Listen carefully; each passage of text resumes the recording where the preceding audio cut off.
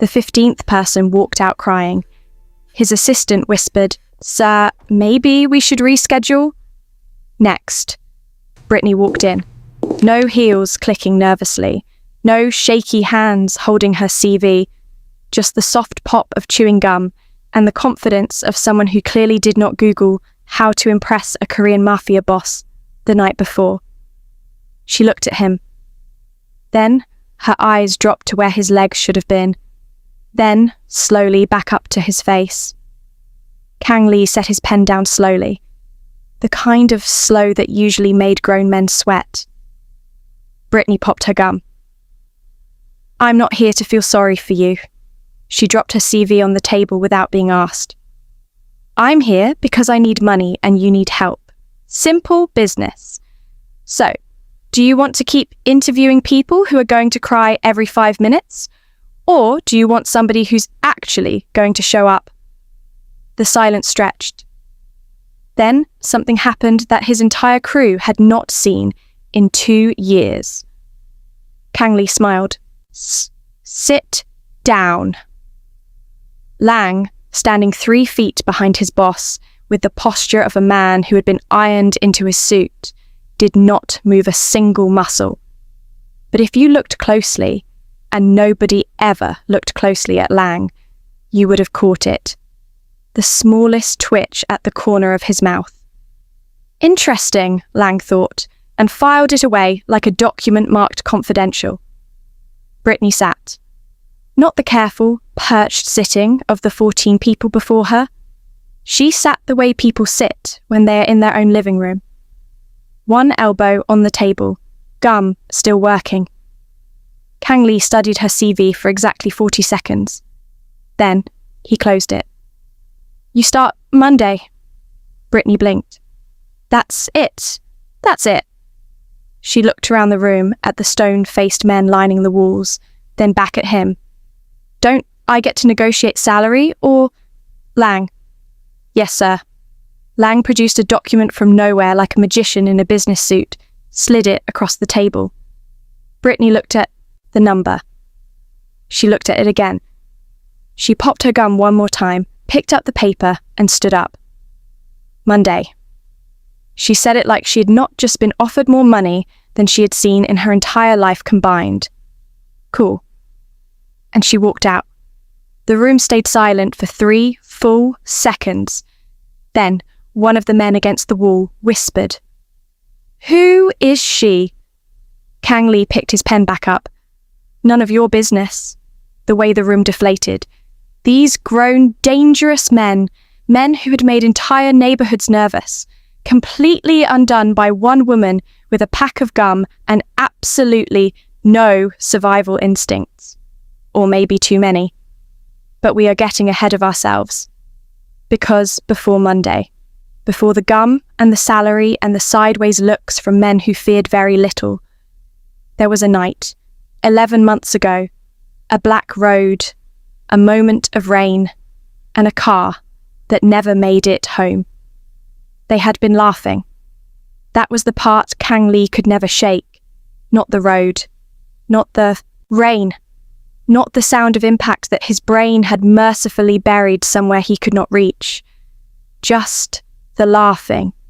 She had said something small and stupid and funny, the way only she could make small, stupid things funny. And he had been laughing when it happened. Hands on the wheel, eyes forward, completely, ordinarily alive. Their son Dong Hyun had been sick that day. A small fever, nothing serious. But she had insisted he stay home. "He's burning up, Lee. We'll take him next time." Next time. Kang Lee had nodded, had buckled his seatbelt, had pulled onto the highway while she fixed her lipstick in the passenger mirror. They never saw the other vehicle coming. He only remembered waking up. White ceiling. Machines. A pain so enormous it did not feel like pain anymore. Just a new country he had been relocated to without his consent. And Lang's face, composed as ever, eyes red in the way of a humanoid robot who had cried exactly once and then locked it away. Forever. "Sir." That was all Lang said. That was enough. Kang Lee had built his empire on fear, on the kind of reputation that made men lower their voices when they said his name, on silence and precision and the cold, clean certainty that he was always, always in control. He lost his legs at 41. He lost his wife the same night. And the city that feared him, that had trembled for years at the sound of his name, watched and whispered and waited to see if Kang Lee would break. He did not break. He went quiet instead, which was somehow worse. Dong Hyun was 9 years old the morning his father came home from the hospital. He stood at the top of the stairs in his pajamas, hair sticking up on one side, and watched the men carry his father through the front door in a wheelchair. He did not cry. He walked down the stairs very carefully, the way his mother had always told him to, and he stood in front of his father's wheelchair and looked up at him. Kang Lee looked down at his son. Dong Hyun reached out and put his small hand on his father's knee. The space where his leg should have continued, but now seeing an artificial leg instead, covered up with a black trouser, and said very seriously, "Does it hurt?" Kang Lee's jaw tightened. "No." Dong Hyun studied him for a long moment, with the terrifying perception of a child who has learned too quickly that adults lie to protect them. Then he nodded, turned around, and went back upstairs. Lang watched from the doorway, filed it away, marked urgent. 11 months later, Monday arrived. And so did Britney. With a bonnet on her head, a tote bag on her shoulder, and the energy of someone who had absolutely not read the room. Because the room, frankly, was not that serious to her. Before we continue, if you're new here, please hit the subscription and notification bell, as this is the only way you can support us. Monday came the way Mondays always do, uninvited and entirely too early. The Kang household was already running at 6 a.m, staff moving through corridors like clockwork, breakfast preparation precisely timed, every light in the house positioned at the exact angle Kang Lee required, every sound measured and controlled. This house did not do chaos. This house did not do improvisation. This house had never, in its entire existence, encountered someone like Britney. She arrived at 7:52 a.m, 8 minutes early, which, if you knew Britney, was basically a miracle from God himself. Lang opened the front door and stopped. Britney stood on the steps in a mustard yellow oversized hoodie, black leggings, fresh white sneakers, tote bag on one shoulder, and a satin bonnet on her head. A full satin bonnet. Lang stared at it for exactly 2 seconds, which for Lang was the equivalent of a full emotional breakdown.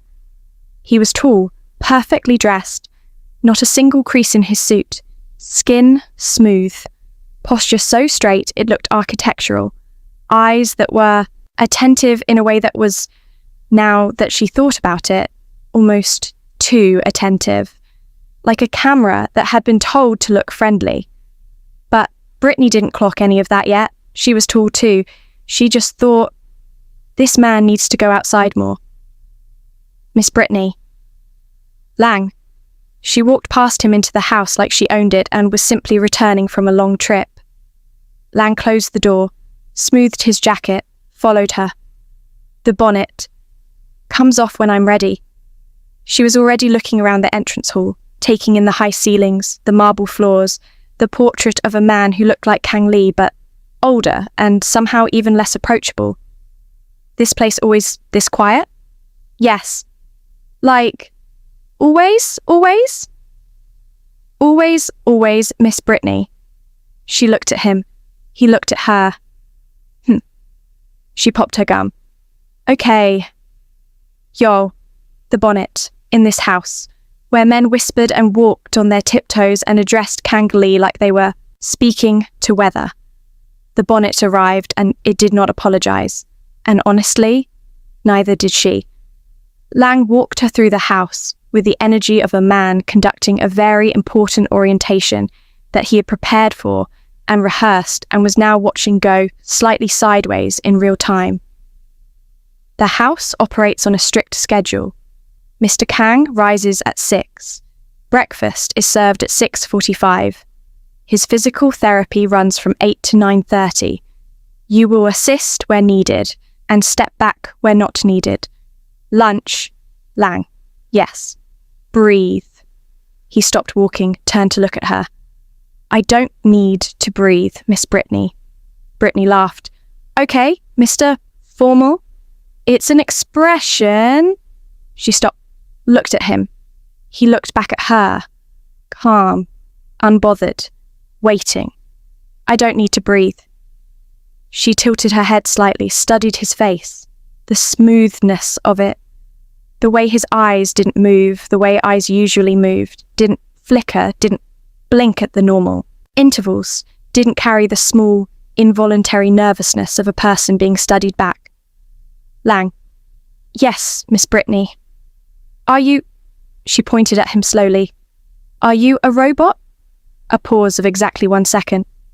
I am an advanced humanoid AI assistant, yes.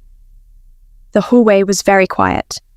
Britney looked at the hand she had been pointing with, looked back at Lang, looked at the house around her.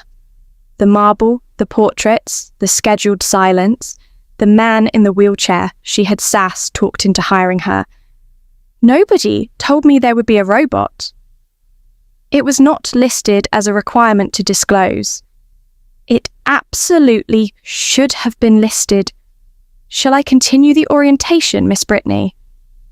She stared at him for 3 more seconds. Then she straightened up, adjusted her tote bag, popped her gum. Continue, Lang continued. Britney followed, now watching him with a completely new level of fascination. The way he moved, smooth, but slightly too even. Lunch is at 12:30. Mr. Kang takes his calls from 1 to 3. You are not to interrupt that window under any circumstance. Britney had stopped walking. Lang turned around. She was holding the printed schedule he had handed her at the door, reading it, her face going through several quiet emotions. This is a schedule or a prison sentence? Both, Miss Britney. She looked up at him, looked back at the paper. It says here there's a 7-minute window between his physical therapy and his calls where he, quote, transitions in silence. She lowered the paper. This man scheduled his silence. He schedules everything. Did you make this schedule? Yes. Did he approve it? He approved the concept. I optimized the details. Britney folded the paper very carefully, tucked it into her tote bag, pulled out her own small notebook, edges worn, a sticker of the African continent on the cover, and clicked her pen. Okay, I have notes. Lang tilted his head slightly. Notes. Notes, Lang, questions, observations, a few concerns. Miss Britney, this is an orientation, not a... First note. She clicked the pen again. What time does he nap? The hallway went very still. Sir does not nap. With this schedule, she gestured at her tote bag where the paper now lived. He should. I will log that as feedback. Please? Do. Lang walked her to the east wing where her room was. Large, clean. A window that looked out onto a garden so perfectly maintained it looked digital. Britney stood in the doorway and took it in. Then she walked to the bed, dropped her tote bag, sat down on the edge and looked at the ceiling. For just a moment, just one, something crossed her face that wasn't sarcasm or boldness or gum-popping energy. Something that looked a lot like a girl from a family that worked hard for everything, sitting on a bed in a mansion in Korea, wondering how exactly she had arrived here. Then it was gone. She reached into her tote bag and pulled out a small framed photo, set it on the bedside table. Her family. Her mother, mid-laugh, her father's arm around her, Britney squinting into the sun. She looked at it for 1 second. Then she stood up, took off her bonnet, laid her edges with the precision of a woman who understood that some things were sacred, and went to find her boss. Down the corridor, left at the painting of the stern older man. Right past the room Lang had called the formal sitting room, which is not for sitting. She had written that down, and then she heard it. Or rather, she heard nothing. But the kind of nothing that has weight. The kind of nothing that tells you someone is on the other side of a door, carrying something heavy in complete silence. She stopped outside the study. The door was slightly open. Through the gap, Kang Lee, beside the window, wheelchair perfectly still. The city of Seoul outside the glass, wide and awake and loud, and him, inside in all that scheduled silence, not reading, not on the phone, not doing anything that was on the schedule, just sitting with something. Britney stood there for exactly 3 seconds. Then she walked away. She did not knock. She did not pity. She simply noted, quietly, in the part of herself she didn't show people, that this man's loneliness was not the loud kind. It was the kind that had learned to be invisible, the most dangerous kind. She found Lang in the kitchen, standing exactly where she had left him, perfectly still, waiting. She paused. "Do you just wait here? Like, were you standing here this whole time?" "I was in standby mode, yes." "Standby mode. Correct." She looked at him for a long moment. "Lang, you and I are going to have an interesting relationship." "I have already begun logging it, Miss Britney." She blinked, then she tied her hair back, rolled up her sleeves. "Okay, what does he need first?" Lang's head tilted. That barely there recalibration she was already starting to recognise. "Physical therapy assistant arrives at 8. Your role is to be there without being in the way." "I know." She looked at him. "I read the schedule, Lang, all 4 pages of it. There are only 3 pages." "I know. I was being dramatic." Lang turned away before she could see it. Processing. And somewhere, in whatever passed for Lang's inner world, he filed it away. This one is going to be sufficient. Marked. More than sufficient. Physical therapy ended at 9:28 a.m., 2 minutes early. The therapist, a small, efficient Korean man who had clearly learned long ago to do his job and leave without making eye contact, packed his bag, bowed once in Kang Lee's direction, and was gone before Britney could even clock his face properly. Professional, she noted. Terrified, she also noted. The room was a converted space, on the ground floor. Wide enough for the wheelchair. Mats on one side, equipment on the other. Everything functional. Nothing personal. Kang Lee was beside the window again. Britney was starting to think that was his spot. The way some people had a chair at the dinner table that was just theirs. This window was his. The city outside doing what cities do. Loud, indifferent, alive, and him on the inside, watching it like a man reading a book he had already finished. She had been in the room for the last 30 minutes of the session, doing exactly what Lang had told her, being there without being in the way, which, for Britney, was genuinely one of the hardest things she had ever done in her life. But she had managed it, barely. The silence after the therapist left stretched to about 40 seconds before Kang Lee spoke. "You can go." Britney looked up from her notebook where she'd been writing things down that were absolutely none of his business. "Go where?" "Anywhere." He still hadn't looked at her. "You don't have to stand there." "I'm not standing." She was sitting on a chair in the corner. "I'm sitting." A pause. "You don't have to sit there." "Lang's schedule says I'm on until 9:30. She clicked her pen. It's 9:28. The muscle in his jaw moved. She watched it move, wrote something in her notebook. What are you writing? Notes. About what? Things. He finally turned to look at her. Fully. The way he had looked at her in the interview. That slow, measuring look that had made 14 people before her want to immediately leave the country. Britney looked back at him over her notebook with the energy of someone who had not come this far to be intimidated by eye contact. They stayed like that for a moment. You're strange, he said finally. Thank you. That wasn't a compliment. I know, she closed her notebook. I chose to receive it as one. Yo. His face, the way it did that thing where it wanted to react and then remembered it wasn't supposed to, like a man trying to hold a sneeze in a very quiet room. Sir was fighting for his life and nobody could know. Then it happened. The thing Lang had put on the schedule and underlined and flagged in whatever way robots flagged things. The morning transfer.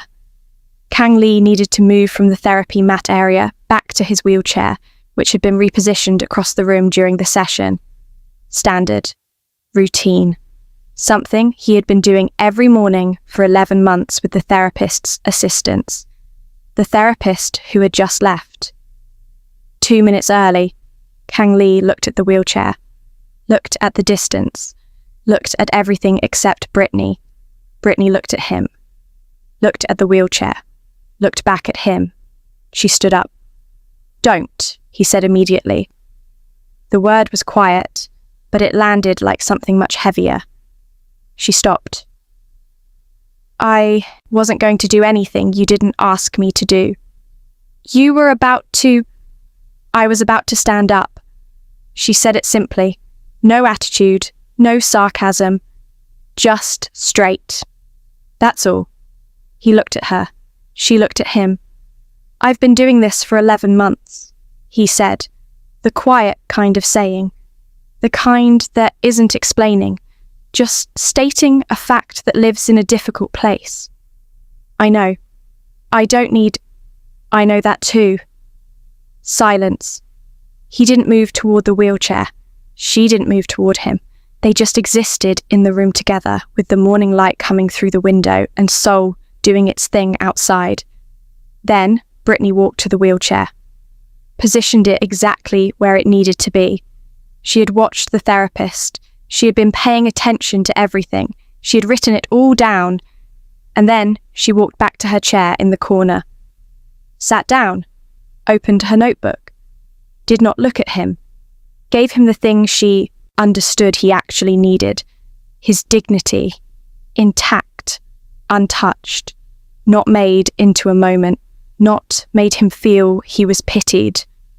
And, oh girl, Kang Lee loved that. He loved that she didn't treat him as an object of pity.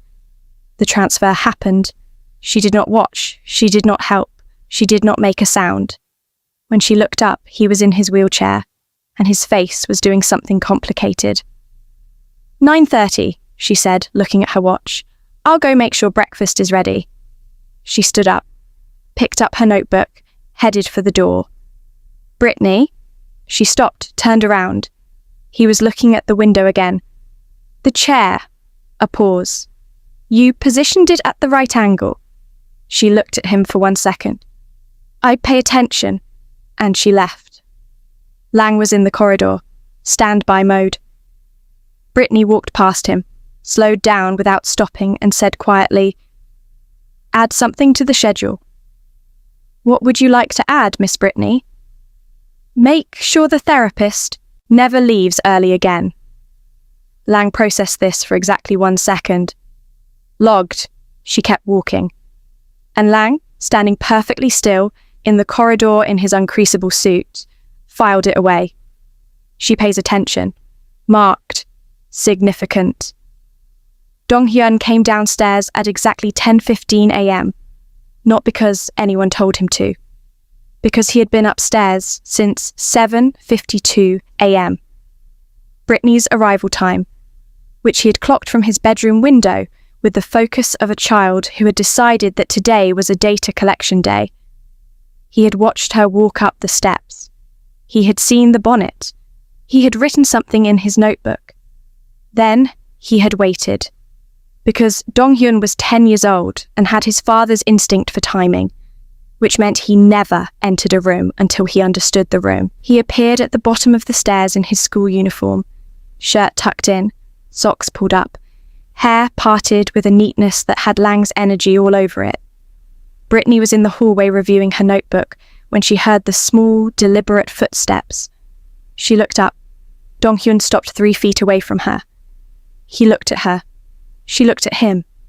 He was small, serious-faced, with Kang Lee's eyes, that same quiet, measuring quality, but rounder, softer.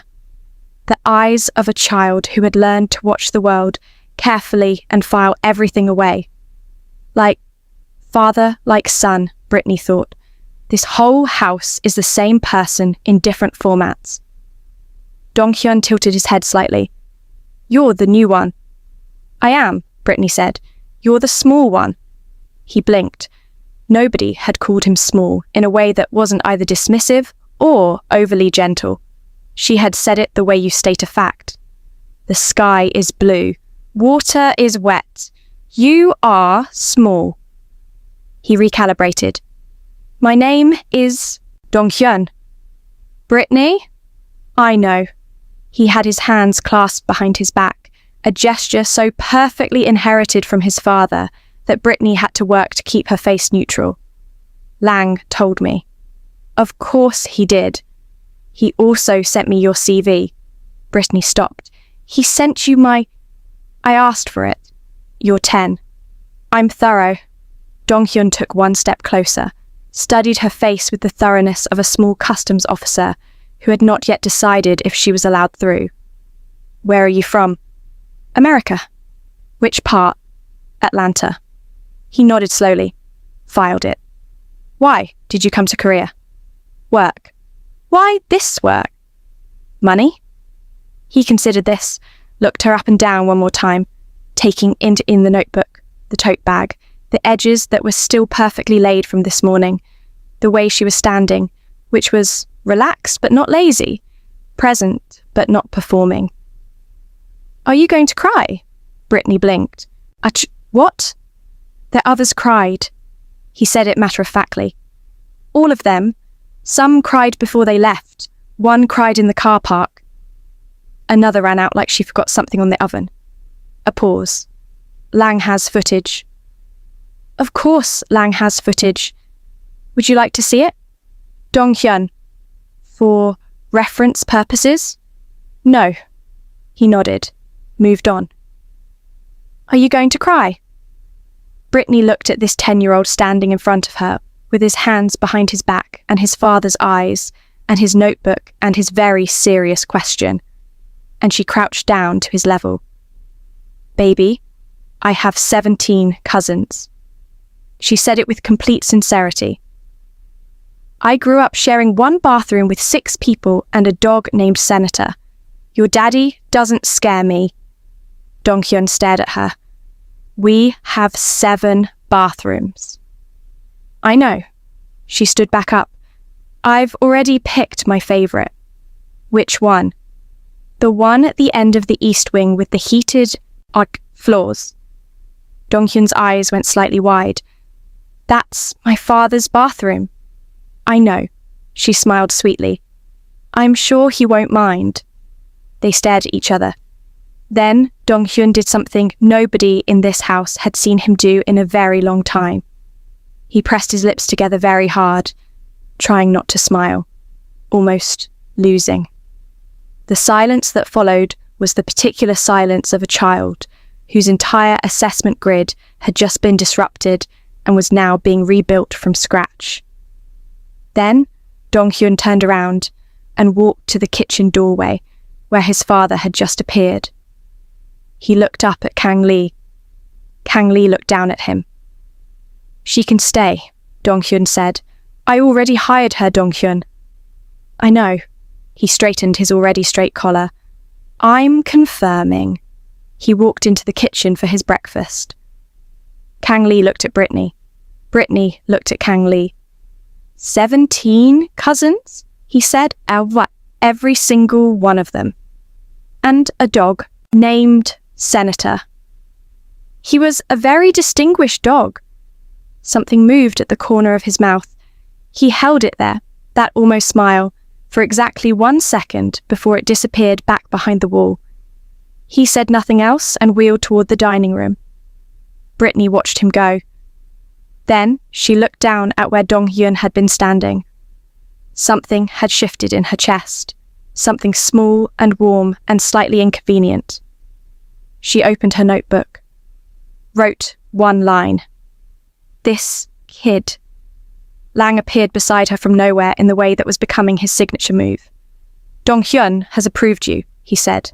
I noticed. In 11 months, he has not approved anyone. You sent him my CV, Lang. He asked. He is 10. He is thorough. A pause of exactly 1 second. He gets it from me. Britney turned to look at Lang fully. Lang looked straight ahead. Did you just make a joke? I don't make jokes, Miss Britney. I make observations. She stared at him. He stared forward. Logged, he added. The orientation continued after lunch. Lang found her at 1:02 p.m. standing in the hallway, outside the formal sitting room with her arms folded, staring at the door like it had said something to her personally. Miss Britney? Lang, she pointed at the door. This room, what's in it? It is the formal sitting room. And? It is not for sitting. She turned to look at him fully. Lang, it is called the sitting room. Correct. The entire purpose of a sitting room, historically, architecturally, by definition, is for sitting. Mr. Kang has repurposed the function. To what? Looking. Looking.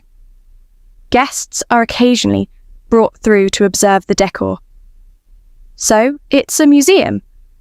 It is a formal sitting room. That no one sits in. Correct. Britney stared at him, wrote something in her notebook. I'm sitting in there on my lunch break. Miss Britney, Lang, I have been on my feet since 7:52. There are 7 chairs in that room, 7. I counted through the window. They are empty. My feet are not. This is a resource allocation issue, and I intend to solve it. Lang looked at her. She looked at Lang. The chairs, Lang said carefully, are decorative.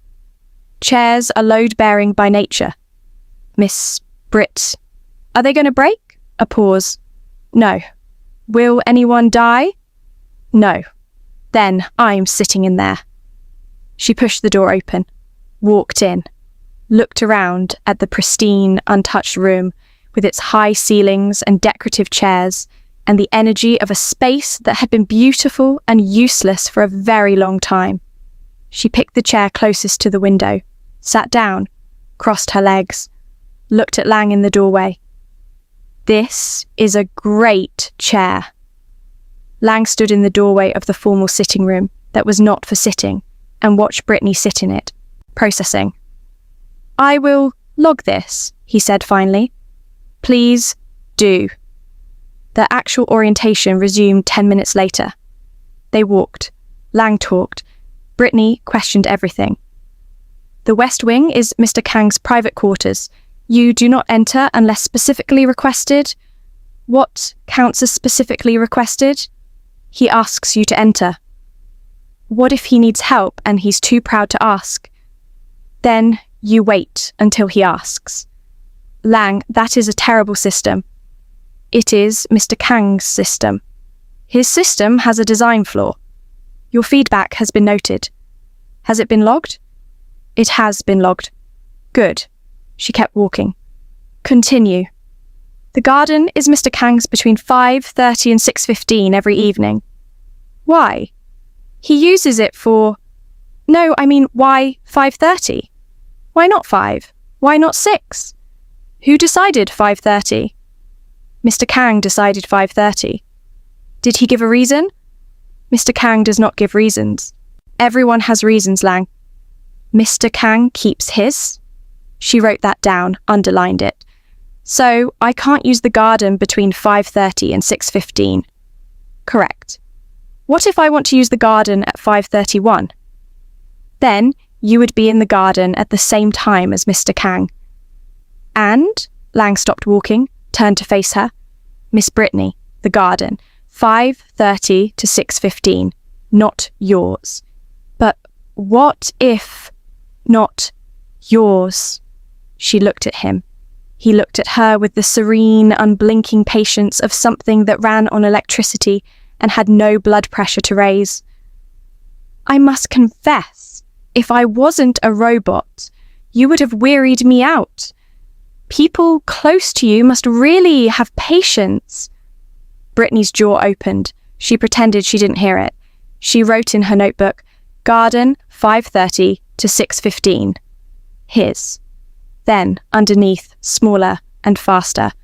Find out why 5:30. No guests without 24 hours notice? What if my mother calls and says, she's outside? Lang stopped walking again. This was becoming a pattern. Your mother is in America.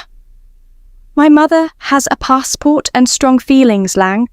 These are not mutually exclusive.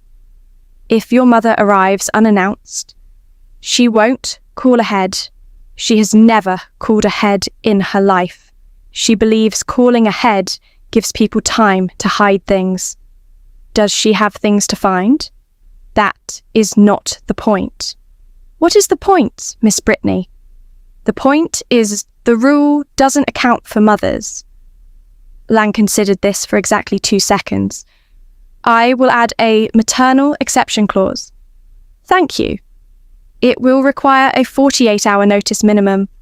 Mothers are higher risk than standard guests. Britney opened her mouth, closed it. Fair, she said. They stopped outside the door at the end of the corridor. Dark wood, brass handle, heavy in a way that had nothing to do with the wood. Lang stood in front of it. This room, what's in it? This room is not Lang. What is in the room? This is not information. Is it dangerous? No. Is it illegal? No. Is there a person in there? Miss Brit, a body? Absolutely not. Then why can't I go in? Because it belongs to Mr. Kang, and Mr. Kang has said no. Has he said why? The pause this time landed differently. Not a processing pause. Not a loading pause. The pause of something that knows the answer and has decided the answer is not its to give. No, Lang said. Britney looked at the door. The door said nothing back. She looked at the small scratch near the bottom. Old, like something had bumped against it repeatedly over time. Something small. The height of a child. She filed that away. Did not push. Wrote in her notebook. The room. Do not enter. He said no, but not why. Underneath, smaller. The scratch at the bottom.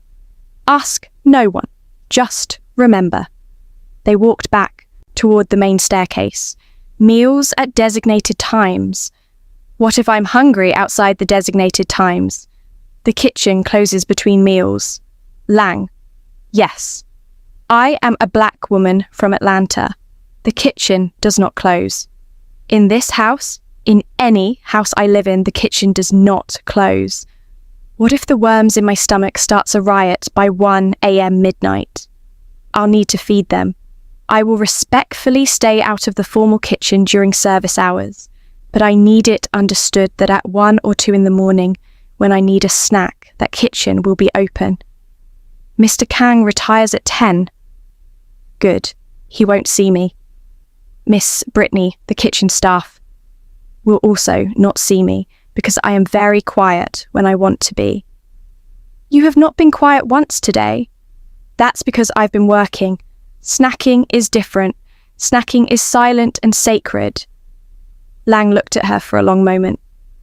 I will inform the night kitchen staff that the new household member may require access after hours. Thank you, Lang. They will not be happy. They will survive. Logged.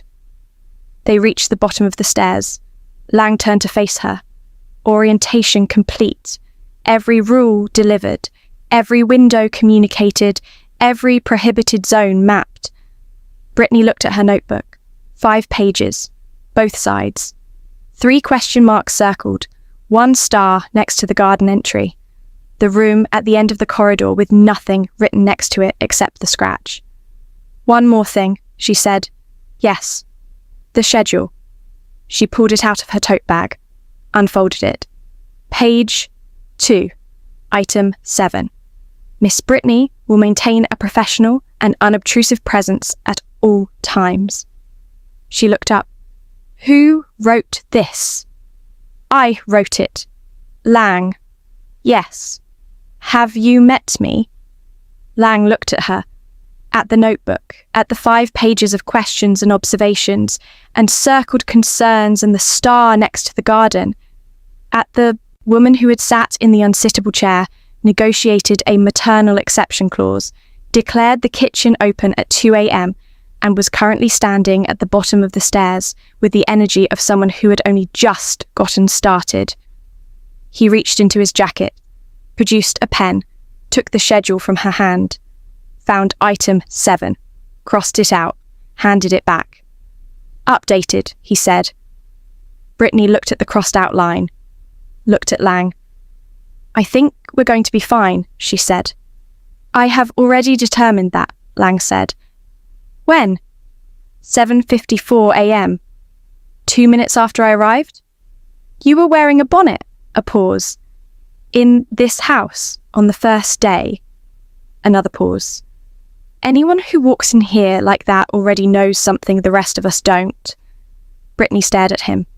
Lang looked straight ahead. "Was that good night, Miss Britney?" "It's 1:30 in the afternoon." "Standby mode." And he was still. Britney stood at the EE's bottom of the stairs for a moment. Then she laughed. A real one. Quiet and warm and entirely to herself. Walked upstairs, opened her notebook to a fresh page. Wrote at the top. Day 1. Still alive. Kitchen secured. Chair sat in. Robot almost funny. She thought about it. Robot definitely funny. The house changed at evening. Not dramatically. Not all at once.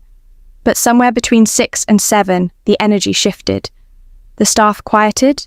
The corridors emptied. The big, loud machinery of the Kang household wound itself down to something smaller and more honest. Britney had noticed it the way she noticed everything. Written it down. This house exhales at night. Then, underneath. Finally. She had been in her room since dinner, unpacking properly. Clothes in the wardrobe, toiletries on the bathroom shelf in the order she used them. Family photo repositioned to catch the window light better. Her notebook on the bedside table. Her master's letter, forwarded from her last address, arrived that morning, sitting at the bottom of her tote bag in the way of something she had noticed but was not ready to pick up yet. Still in the tote bag. Still at the bottom. She was not thinking about it. She was absolutely thinking about it. She put on her bonnet, aggressively. The way you put on a bonnet when you need to think and thinking requires full scalp protection. At 8:47 p.m, she went to the kitchen. She had found the tea that morning during the jollof rice exploration. A small tin on the 3rd shelf. Chamomile. Slightly hidden behind a row of more serious teas that looked like they had opinions about everything and wanted you to know it. She made 2 cups, stood at the counter looking at the second one. "You are making a mistake," she told herself. She picked up both cups anyway. "Classic," she told herself. She was walking down the corridor in her bonnet and her oversized sleep shirt that said Atlanta in letters large enough to be read from space, balancing 2 cups of tea when Lang materialized from the wall. Or that's what it felt like. Britney startled.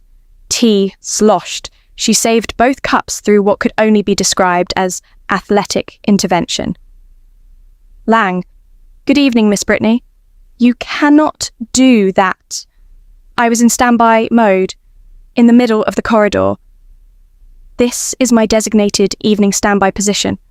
You have a designated... She stopped, breathed, looked at the tea she had nearly sacrificed, looked at Lang. You need a bell. I am not a cat. I am going to put a bell on you, Lang. I am not playing. Where are you going with 2 cups of tea, Miss Britney? She straightened up, adjusted the cups, lifted her chin with the dignity of a woman in a bonnet that said nothing needed to be explained. I found 2 cups worth in the pot, she said. Wasteful to let it go cold. Lang looked at the 2 cups, looked at the direction she was heading, looked at the 2 cups again. The study, he said, not a question. I'm just walking, Lang. In that direction. This is a free corridor. With 2 cups of tea. I might drink both. Will you? I might. Lang clasped his hands behind his back. Mr. Kang does not drink chamomile. Then he shouldn't have chamomile in his kitchen. It was purchased for household staff. I am household staff. You are making tea for... Lang.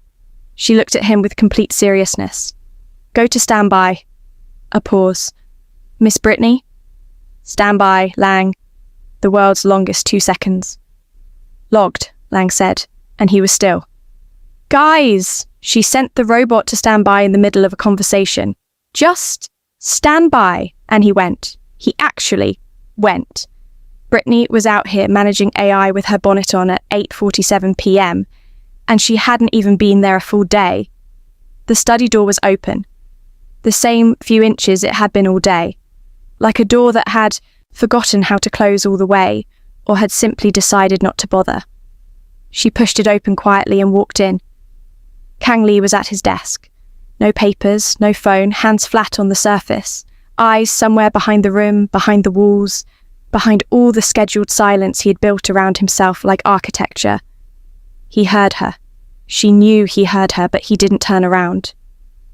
She walked to the desk, set the tea down on the right side, not in front of him, not demanding his attention, just within reach, turned to leave. You made tea. There was 2 cups worth in the pot. I don't drink chamomile. I know. She kept walking. Drink it anyway. That's not a reason. She stopped, turned around, looked at him with the particular expression of a woman who had negotiated a maternal exception clause and kitchen rights and crossed out item 7 of a robot's schedule all before 2 p.m. Kang Lee. Yes, it is 9 o'clock. You are sitting in the dark with your hands on an empty desk. She gestured at the tea. Drink the chamomile. The silence that followed was the specific silence of a man who was used to being the most intimidating presence in every room he had ever been in, meeting a woman who had apparently not received that information and was not accepting late delivery. He picked up the tea, took 1 sip, said nothing, which, in this house, from this man, was everything. Again. Britney? She stopped. The bonnet. She touched it instinctively. What about it? You wore it to my study. I wear it everywhere after 8 p.m. It's in my contract. It is not in your contract. It's in the spirit of my contract. A pause. Lang crossed out item 7. Lang and I have an understanding. Another pause. Longer this time. And then, quiet, as a secret. It says Atlanta. She blinked. What? Your shirt. The corner of his mouth, just barely. It says Atlanta. She looked down at her shirt. Back up at him. Yes, it does. In very large letters. I like Atlanta. Clearly. Do you have a problem with Atlanta? I don't know anything about Atlanta. Then you don't have a problem with Atlanta. The corner of his mouth moved again. That almost smile. the one his whole crew hadn't seen in 2 years, the one that kept appearing and disappearing like it was testing the water temperature before committing to the swim. You have a bold, loud mouth, and I should have done something about it, but somehow I find it interesting, Kang said. You have to. If I didn't come, you all may probably be sick of boredom. Good night, Britney. Good night, Kang Lee. She got to the door, stopped one more time. For the record, yes, chamomile is good for sleep. She pointed at him. You look like a man who doesn't sleep. I sleep. On the schedule? He said nothing. Thought so. She walked out. She pulled the door back to its exact original position. The few inches it had always been, not closed, not open. She walked back down the corridor. Lang was exactly where she had left him, still in standby. She walked past him. You can come back now, she said without stopping. I was not gone, Miss Britney. I was in stand... Lang. Yes. He drank the tea. A pause. Logged, Lang said. And if you were standing close enough, which Britney was, you would have caught it. The smallest update in Lang's expression. Not quite a smile, but whatever the robot version of relief looked like. Filed, marked, day 1. Something has shifted. Upstairs, her room, door closed. Britney sat on the bed, looked at her tote bag, looked at the outline of the letter at the bottom of it, looked away, picked up her bib notebook instead, read back through the day, the bonnet, Lang and the breathing, the schedule, the unsittable chairs, Dong Hyun and his CV request, the wheelchair angle, the room at the end of the corridor, the tea, the Atlanta shirt, the almost smile. She clicked her pen, wrote at the bottom of the page, Day 1. Complete. Added one more line. This house needs someone to leave the doors open. She looked at that line for a long moment, closed the notebook, turned off the light, and somewhere below her in a study with a slightly open door, a man who had not drunk chamomile in his entire adult life finished his tea, set the cup down, and sat with a silence that felt, just barely, just the smallest fraction, less heavy than before. It started because she was homesick, not the dramatic kind, not the kind that made you cry on the bathroom floor, just the quiet Tuesday morning kind, the kind that sits in your chest like a stone that isn't heavy enough to stop you but is present enough to remind you that you are very far from everything familiar. She missed her mother's kitchen, the smell of it, the noise of it, the way food in her house had always been an event even when it was just a Tuesday. This kitchen was beautiful, and it smelled like nothing. She could fix at least one of those things. It was the second morning. 10:43 a.m. therapy done. Kang Lee in his study. Lang somewhere being still. Dong Hyun at school, kitchen empty. Britney stood in the doorway in her house clothes, oversized shirt, leggings, hair wrapped, and looked at the 6 burners and the marble countertops and the spices arranged alphabetically, and made a quiet decision. She got out her phone first, pulled up the YouTube video she had saved 3 weeks ago and never gotten around to trying.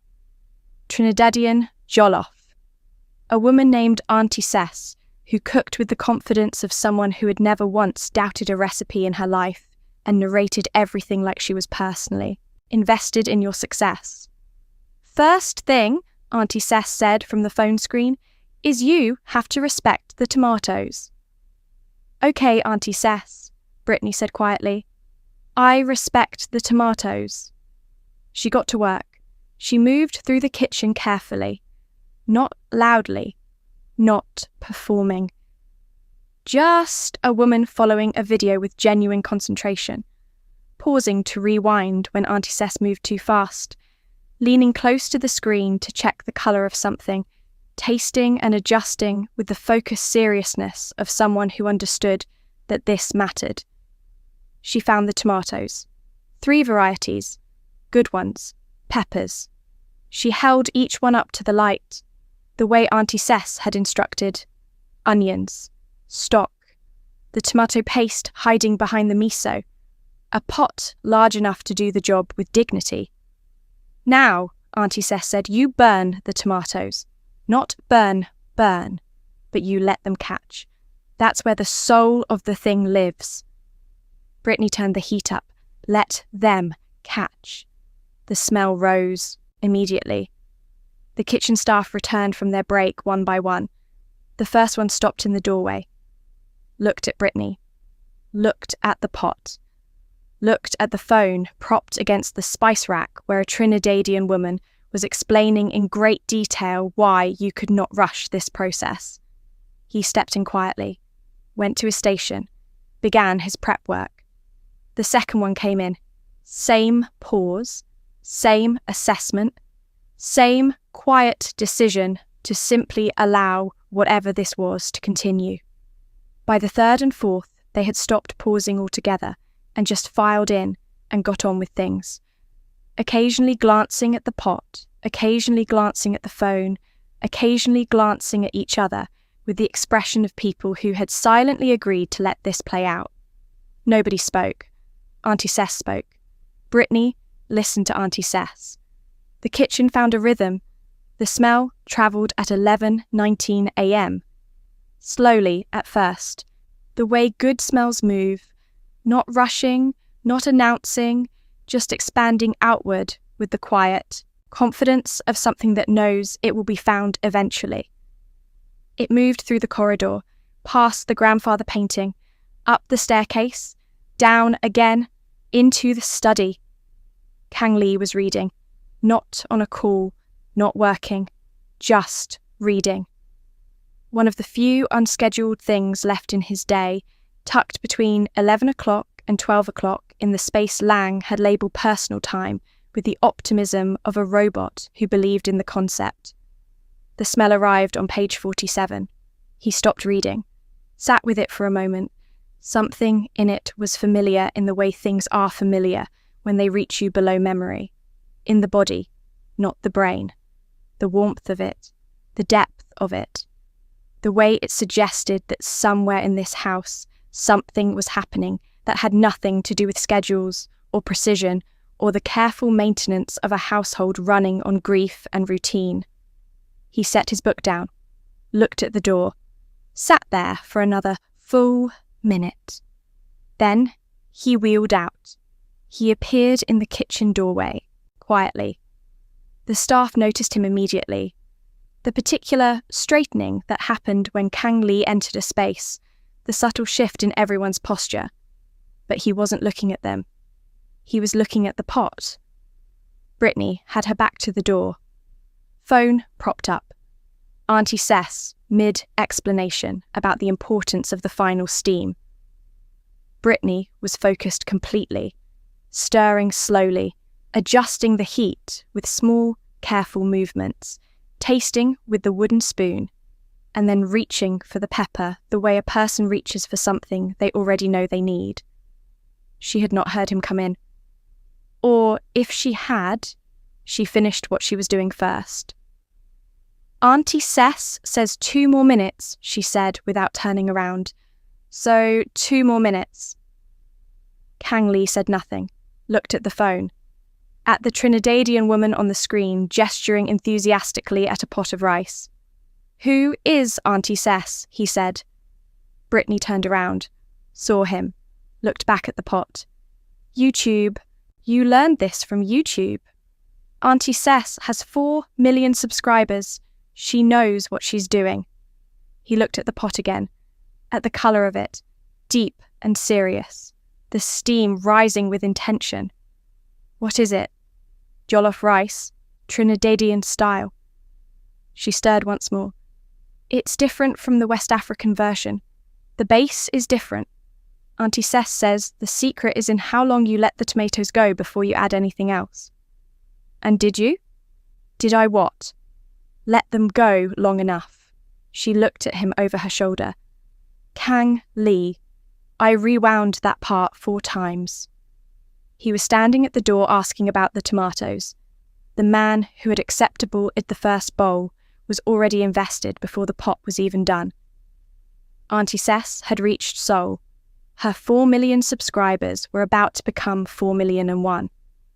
2 minutes later, Britney served 2 bowls, set one on the kitchen island in front of the empty stool across from where she settled herself. Not a grand gesture, not a ceremony, just bowl, spoon, come, eat.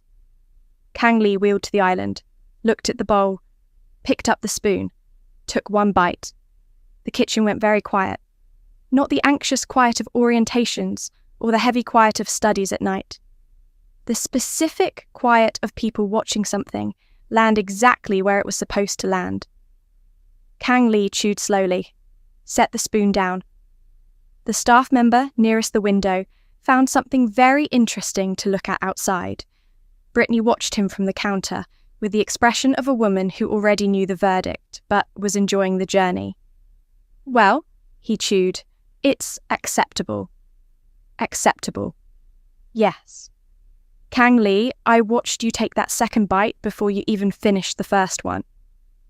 I was checking for consistency. Of the flavour. Of the texture. Both of which are acceptable, he said firmly. The staff member nearest the window turned, completely away and faced the wall. His shoulders were shaking. Britney pointed her spoon in his direction. I see you. The shoulders shook harder. Kang Lee took a 3rd bite. A 4th. By the 5th, he had stopped thinking about it entirely and was simply eating, with the quiet, focused gratitude of a man whose body had been given something it didn't know it was missing. He finished the bowl, looked up. Britney was watching him with her spoon halfway to her mouth and the smallest smile she had shown since she arrived. Not the sharp, witty one, not the one she used like armour. A softer one, the one that lived underneath everything else.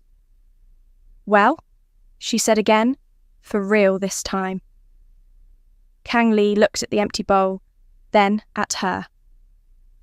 Tell Auntie Cess, he said quietly, that she has 4,000,001.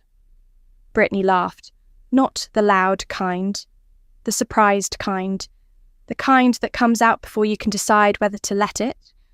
She looked back at her bowl so he wouldn't see the full size of it, but he had already seen it. He looked at his empty bowl, and without saying a word, without making it a thing, he slid it toward her. She looked at it, looked at him. He was already looking away, back to neutral, back to Kang Lee. But the bowl was there. She got up, served him a 2nd portion, set it back down without ceremony. He ate it, all of it. And the kitchen that had smelled like nothing for 11 months, smelled like something for the rest of the day.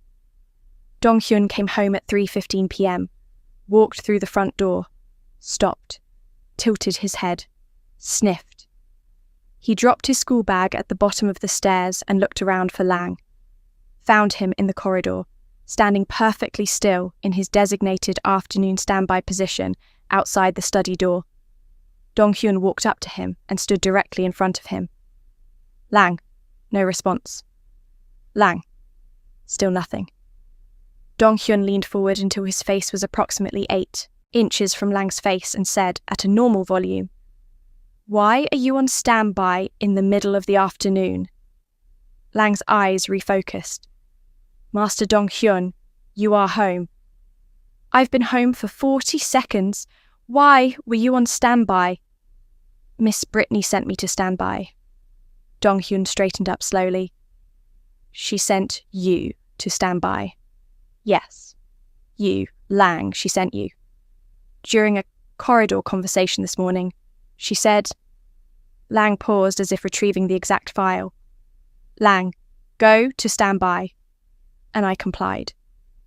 Dong Hyun stared at him for a long moment, with his father's eyes and his bare socks, and the expression of someone recalibrating everything they thought they knew about the new household member. "Interesting," he said finally. "I thought so too," Lang said. "What is that?" "Jollof rice," Lang said, "Trinidadian style. Miss Britney learned it from a YouTube channel with 4 million subscribers." "Did my father—" "2 bowls," Lang said. "He had 2 bowls." Dong Hyun was very still for a moment. Dong Hyun walked to the kitchen, found Britney washing up. "Is there any left?" "Saved you a bowl," she said. Nodded at the covered plate on the counter. He sat at the island. Ate. Said nothing for a while, then, "It's good. I know. My father had 2 bowls. I know. He never has 2 bowls." Britney kept washing up. "How do you know?" "Lang tracks his meals." She stopped washing, turned around slowly. "Lang tracks his for nutritional purposes," Dong Hyun said innocently. Dong Hyun. "Yes? Is there anything in this house that Lang does not track?" Dong Hyun thought about it very seriously. "No," he said. "Does he track me?" "You have your own file?" "Of course I do." She turned back to the washing up. "Of course I do." Dong Hyun ate his jollof, looked at her back, looked at his notebook in his bag, looked at the pot on the stove that had made the whole house smell like something was happening again. He didn't write anything else. He didn't need to. Step 1 was done. It was 5:29 p.m. Britney knew exactly what time it was. She also knew exactly whose time started in 60 seconds. She grabbed her cup of tea, regular tea, nothing chamomile, she wasn't made of chamomile, and walked out to the terrace with the energy of someone who had simply decided to get some fresh air, and the timing was entirely coincidental. Lang appeared from nowhere. "Miss Britney." "Lang, it is 5:29. "I know. Mr. Kang's garden time begins at 5:30. Yes." She kept walking. "I have 1 minute. The spirit of the rule covers the surrounding." "Lang." She said it gently. "The way you say something to someone you have genuine affection for, even when they are being impossible." "Please don't say it," Lang said. Britney smiled and said, "Go to stand by." A pause. She logged, and he was still. The terrace was wide and quiet, with the kind of view that made you understand immediately why Kang Lee had bought this particular building in this particular part of Seoul. The city spread below like something that hadn't decided yet between beautiful and overwhelming, and had simply chosen both. Kang Lee was already there. Of course, he was already there. Probably at 5:28. Probably timed to the second. He was at the far end of the terrace, wheelchair facing the city, the evening light doing something unreasonably flattering to the side of his face that Britney was not going to make into a thing. She walked to the railing, stood about 4 feet from him, looked at the city, sipped her tea. 5 seconds of silence. 10. "It's 5:30, he said. He didn't look at her. "I know. This is my time. I know. The rule..." "Kang Lee." She sipped her tea. "I'm not in your space. I'm in the city's space. The city doesn't have a schedule." A pause. "You're standing on my terrace." "I'm standing on the terrace. The definite article is doing a lot of work in that sentence." He turned to look at her then, slowly, with the expression of a man who had just realised that arguing with this woman was an activity that had no finish line. She was looking at the city, cup in both hands, completely unbothered. "Fine," he said. She smiled into her tea. They stayed like that for a while. The city below them, doing what cities do at 5:30 p.m, shifting gears, changing rhythm, the working day folding itself into something looser and warmer. It was Kang Lee who spoke first, which surprised them both. "What do you see?" he said, quietly. like he hadn't planned to say it. Britney looked at the city. Honestly? Yes. Traffic. She sipped her tea. A lot of traffic. And that building over there with the green roof that someone made a very bold choice about. His shoulder moved. The green roof. It's very green, Kang Lee. Someone looked at architectural options and said, green. That aggressively green, and nobody stopped them. It's a historical building. The history was not green. It was restored to the original colour. Someone in history looked at a roof and chose that green on purpose. Yes. Respect, she said seriously. Absolute respect. I don't have that kind of confidence, but I respect it. His shoulder shook. She saw it, did not comment, gave it room. He was out here shoulder shaking about a green roof. A green roof. This man had not laughed in 2 years, and Britney was out here healing him through architecture criticism. The ancestors really said, send her. What do you see? She asked, turning it back. Genuinely. He was quiet for a moment, long enough that she thought he wasn't going to answer. The same city, he said, every evening. The same view. And it used to look different. She didn't say anything, didn't push, just held the space open the way she'd held the study door, not all the way, just enough. She used to come out here, he said, very quietly, like something he was setting down carefully. In the evenings, she said the light at this time was the best light in Seoul. Britney looked at the light. It was, honestly, extraordinary. Golden and low, and the kind of light that made everything it touched look like it meant something. She wasn't wrong, Britney said. No. She had good taste. In most things. Most? The corner of his mouth moved. She had a period in 2019 where she was very committed to a particular style of interior design that I found. What style? Everything was... He paused, like the memory was equal parts painful and amusing. Round. Round. Everything, the furniture, the mirrors. She found a round bookshelf. A round? Britney turned to look at him fully. How does a round bookshelf work? It doesn't, he said, and the books fell. All of them? Constantly. And you kept it? For 8 months. A pause. She liked it.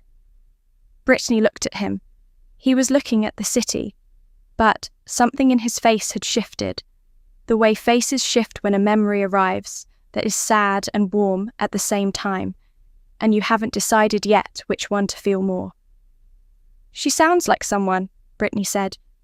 Yes, quietly. She was. The city moved below them. The light held. Neither of them said anything for a while. And the silence was not the heavy kind, not the scheduled kind, not the kind that had been living in this house for 11 months like a guest that wouldn't leave. It was the other kind, the kind that means, I'm here, you don't have to fill this. Kang Lee looked at her. She was watching the green roof building, with the expression of someone who had genuinely not finished thinking about it. Why did you come out here? He said. Fresh air. At 5:29. Coincidence? Lang told me you checked the schedule this morning. She turned to look at him. Lang needs to manage his reporting habits. He reports everything. I'm aware. I have a file. A significant one. How significant? He's added 3 subsections since Monday. It's Wednesday. Yes. I'm so glad I had him on standby, she thought. She looked back at the city. What are the subsections? I haven't read them. Why not? A pause, longer than the others. I don't need to read them, he said, to know what they say. The city went golden below them. Britney felt something move in her chest that she was going to need to have a serious private conversation with later. Kang Lee. Yes. I came out here on purpose. No. And you didn't make me leave? No. Why not? He looked at the city, at the green roof, at the light his wife had called the best light in Seoul. You make the house smell like something, he said finally, simply, like that was the whole answer, and somehow it was. Britney looked at her tea, looked at him. For the record, she said, yes. That green roof building is my favourite thing in this city. You've been here 3 days. 3 days is enough to have a favourite. Is it? I also have a favourite bathroom, a favourite chair, a favourite corridor. Which corridor? The one with the grandfather painting. You talk to that painting. She froze, turned to look at him very slowly. Lang, he confirmed. Lang has cameras in the corridor. Lang has cameras everywhere. Lang. From inside the house somewhere. Logged, Lang said. Kang Lee laughed. Not the shoulder shake, not the almost, not the corner of the mouth. A real one, small and quiet and entirely unexpected. The laugh of a man who had forgotten for a moment that he wasn't supposed to be doing this anymore. It lasted 3 seconds. Then it was gone. But it had been there. Britney had heard it. She turned back to the city immediately so he could have it back privately. So it could be his. So she didn't make it into a thing that made him put the wall back up. She sipped her tea. Good city, she said casually. Yes, he said. Good light. Yes. Your wife was right. A beat. She usually was, he said softly. The light held them both for a moment. Then, Britney? You're still on my terrace? Our terrace? That is not. The city agrees with me. The city? Ask it. His jaw moved, his shoulder moved. Go inside, he said. But it landed soft, the way a door closes when someone doesn't want to make noise. Fine.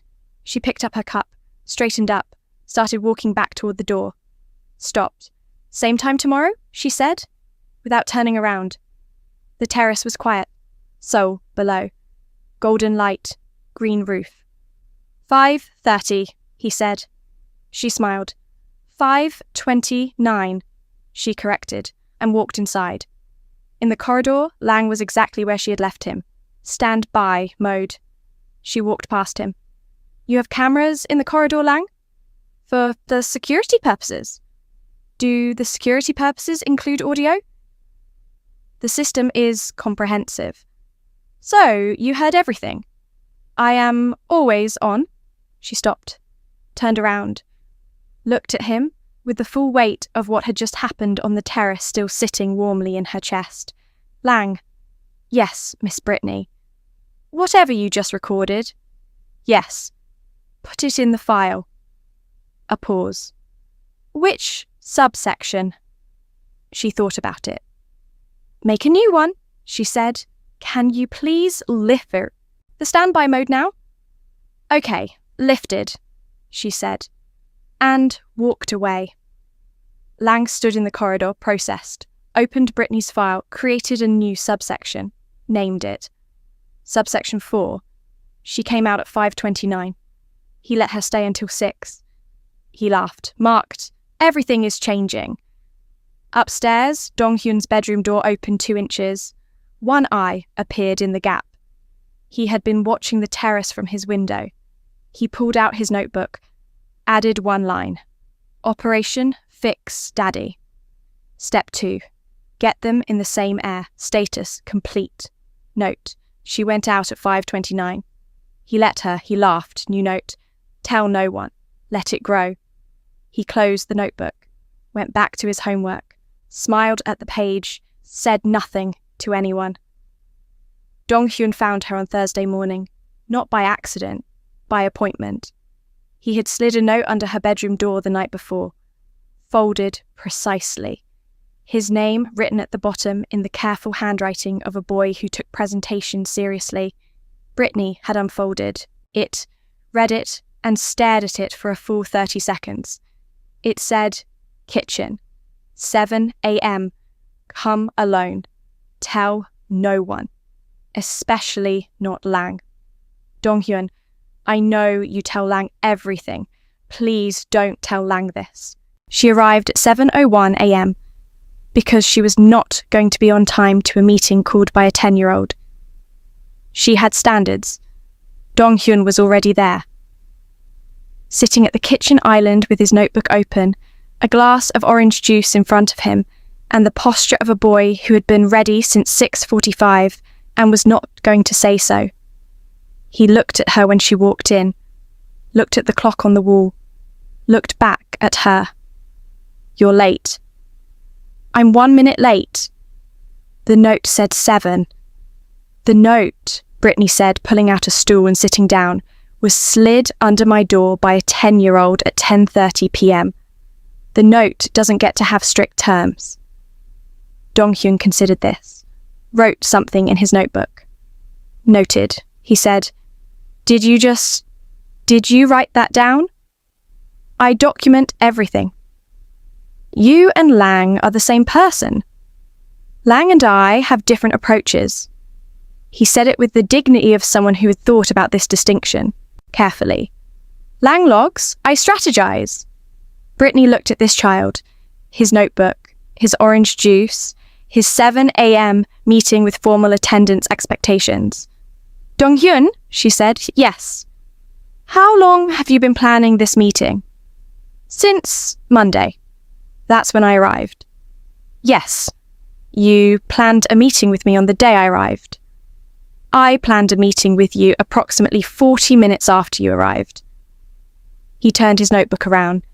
There was a timeline drawn on the page, neat lines, dates, small notes in his careful handwriting. "I had been planning a meeting with whoever arrived before you. You just made it more specific." Britney stared at the timeline. "Dong Hyun. Yes. You are 10. You keep saying that. Because it keeps being relevant." He turned the notebook back around, took a sip of his orange juice, set it down, looked at her with his father's eyes across the kitchen island with the seriousness of a boy who had something important to say and had been waiting for the right person to say it to. "I need your help," he said. Britney looked at him. "With what?" "My father." The kitchen was quiet. The early morning kinda quiet. The house not fully awake yet. The staff not in yet, just the two of them and the orange juice and whatever was in the notebook. "What about your father?" "He needs fixing." "He's not a—" She stopped. "Dong Hyun, your father is not broken." "I didn't say broken." He was very precise about this. "I said he needs fixing. There's a difference." "What's the difference?" "Broken means it stopped working." He looked at his juice. "He still works. He runs the business. He manages the house. He does the schedule." A pause. "He does so much schedule." "He really does." But he stopped. Dong Hyun searched for the word with the concentration of someone who knew exactly what they meant and needed the right container for it. He stopped being in it. His life. He runs it, but he's not in it. Britney was quiet. "Like a driver," Dong Hyun said, "who sits in the car, keeps the engine running, but doesn't go anywhere." The kitchen held that for a moment. "That's a very good analogy," Britney said quietly. "I've had 11 months to work on it." "Hey, fam. 11 months. This child had been sitting with this for 11 months. In his bare socks, writing in his notebook, waiting for someone to walk through that door who could help him. And when Britney walked in with her bonnet and her gum and her survival instincts, this boy knew. He just knew. "So," Britney said, "Operation Fix, Daddy." Dong Hyun's head snapped up. "How do you know about that?" "Lang. I told him not to." "Dong Hyun, Lang tells me everything. We have an understanding." You've been here 4 days. I'm very efficient. He looked at his notebook, looked at her, looked at his notebook again with the expression of someone updating a plan in real time. Fine, he said. Yes, Operation Fix Daddy. And I need you to be part of it. I think I'm already part of it. Unofficially. He slid the notebook across the island toward her. I need you officially. Britney looked at the notebook, at the timeline, at the careful handwriting, at the boy across from her who was trying very hard to look like a strategist and was also, underneath all of it, just a kid who missed his dad being his dad. She pulled the notebook closer, read through it slowly, turned a page, read some more, turned another. Dong Hyun. Yes, you have 16 steps. 17. I added one last night. What's step 17? That's classified. I'm reading your notebook. The last page is encoded. She turned to the last page. It was written in what appeared to be a combination of Korean, English, and what she could only describe as a personal symbol system that nobody else on Earth could read. Did you make up a language? I made up a script, he corrected. A language has grammar rules. This is purely symbolic. You made up a script. For sensitive operational data, yes. Britney put the notebook down, looked at the ceiling, looked back at Dong Hyun. Your father made you. Yes, he made you. Biologically, yes. The man who schedules 7 minutes of silence and has a rule about the garden and once kept a round bookshelf for 8 months because... She stopped. Wait, did you know about the round bookshelf? Something moved across Dong Hyun's face. Warm and quick and gone before it fully arrived. She really liked that bookshelf, he said, quietly, the way a 10-year-old says something quietly when the thing they're saying is actually very large. Britney looked at him. He looked at his juice. She did not make it into a thing. She just reached across the island and slid the notebook back to him. Okay, she said. Okay, you'll help? Okay, I'm in. Dong Hyun looked at her. For a moment, just one, the strategy and the notebook and the encoded last page fell away, and he was just a 10-year-old boy sitting in a kitchen at 7 a.m. who had been carrying something very heavy for a very long time and had just found someone willing to carry it with him. Then it was gone. Back to business. He picked up his pen, turned to a fresh page, wrote her name at the top with the seriousness of someone adding a member to an official roster. I'm writing you in as field agent, he said. What are you? Mastermind. And Lang? Data and logistics. A pause. He's already been briefed. Of course he has. He's been briefed since Monday. Lang was briefed before me. Lang noticed you first. Dong Hyun looked up from the notebook. He sent me a notification. A notification?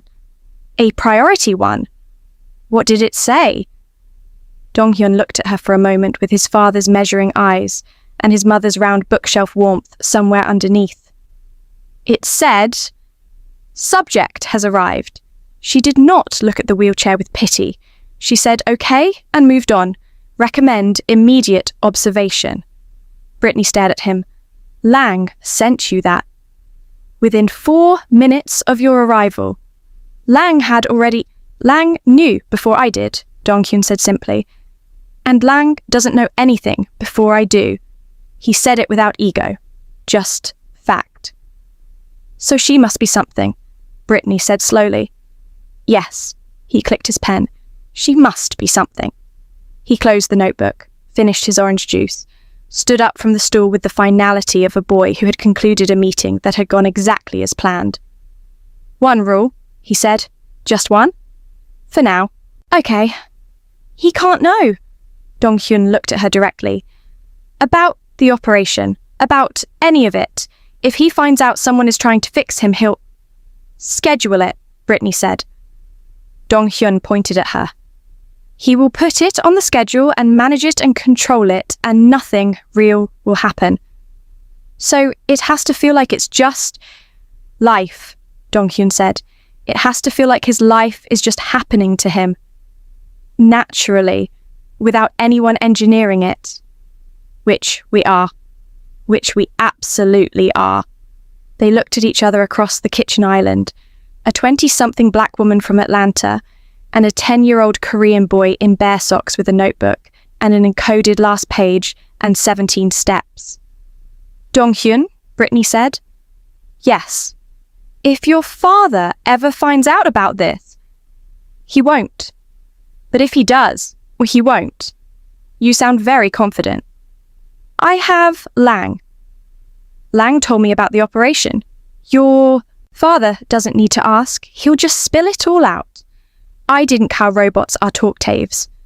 Dong Hyun paused, looked at the ceiling, looked back at her. I'll talk to Lang, he said. Please do. He picked up his notebook, tucked it under his arm, walked towards the kitchen door with the bearing of a boy who had accomplished what he came to accomplish. Stopped at the door. Britney? Yes? Step 4, he said. Make him laugh, a real one, not the shoulder thing. The shoulder thing is progress, he said, but it's not enough. He looked at her with complete seriousness. He used to laugh from here. He put his hand on his stomach. I need him to laugh from here again.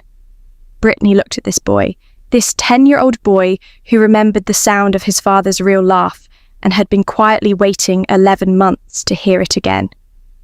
She felt something move in her chest so large she had to look at the counter for a moment. Step 4, she said quietly. Got it. Dong Hyun nodded. Welcome to the operation, he said, and walked out.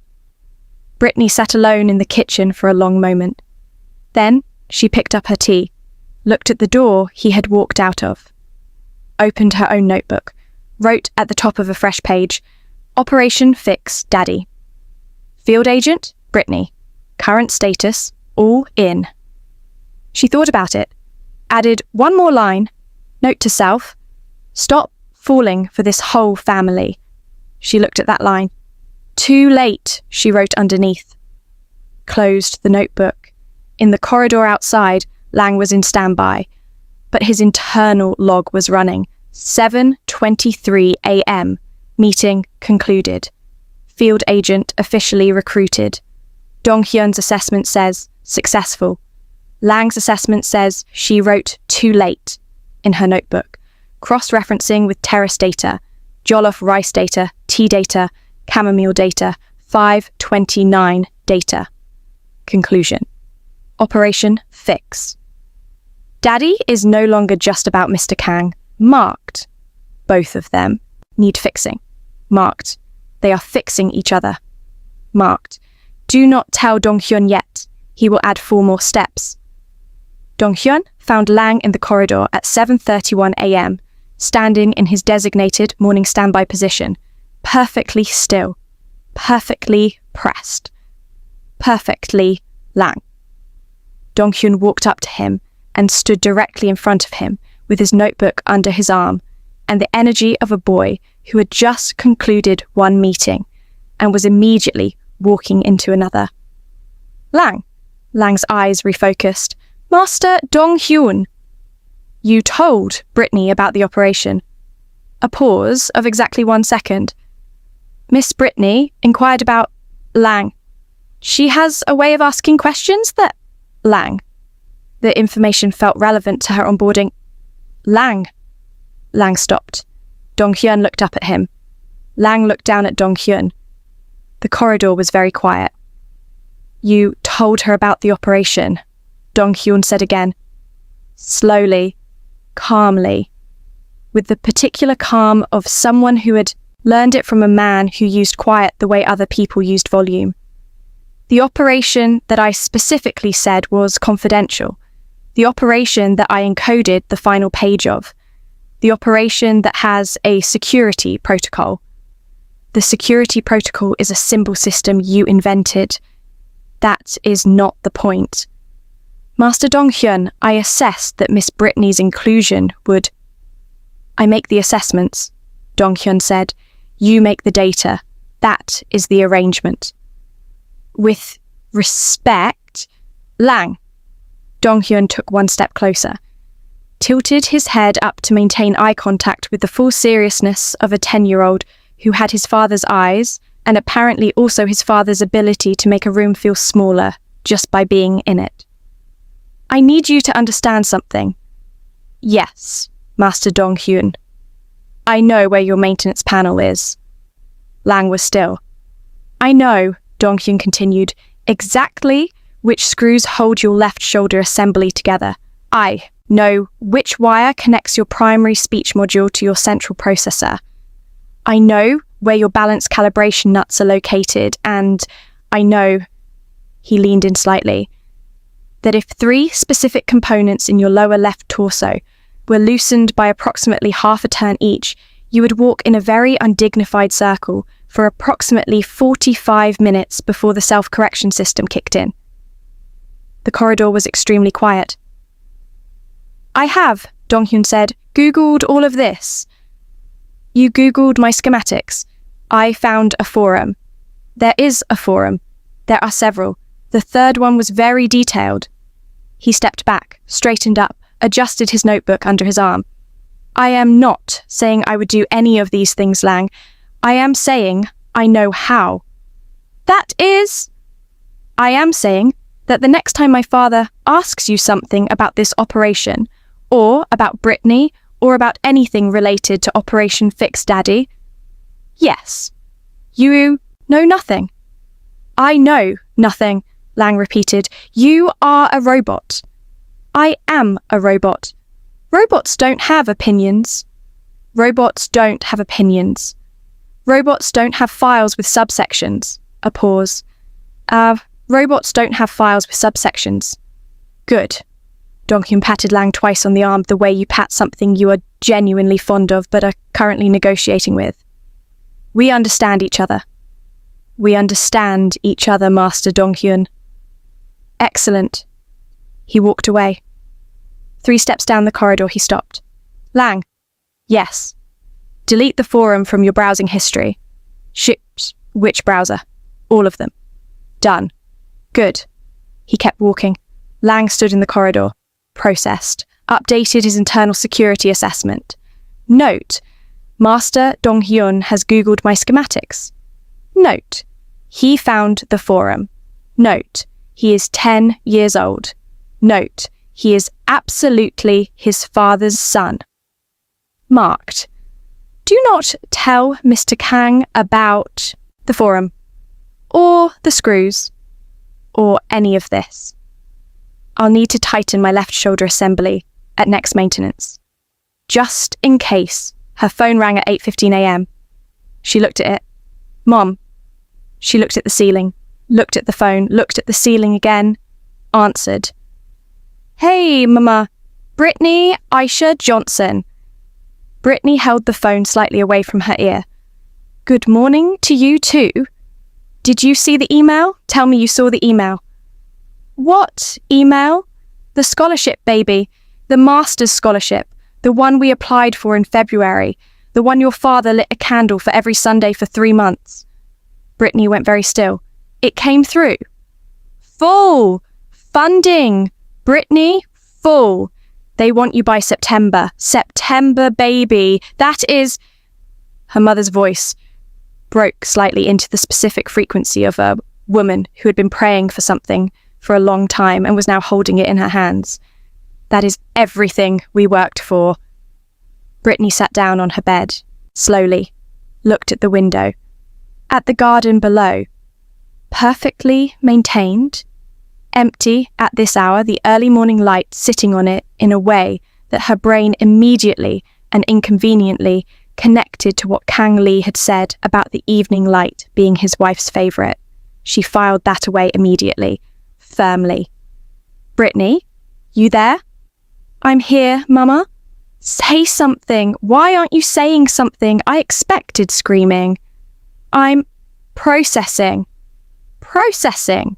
Her mother's voice shifted, the celebrating frequency dropping slightly into the other frequency, the one that had been perfected over 20-something years of raising Britney and could detect a temperature change in her daughter's voice from 3,000 miles away. Britney, Mama, what's going on over there? Nothing. Everything is fine. The job is good. How is the man? He's my employer. How is he? Mama, is he decent? Is he treating you right? Because your father and I have been talking and we think he's fine. He's professional. The household is professional. And the boy, the child? Britney's chest did something she was going to address later privately. He's great. He's a good kid. Her mother was quiet for a moment in the specific way of a woman who had heard everything she needed to hear in what her daughter was not saying.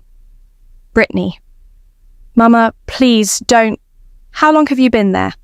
4 days.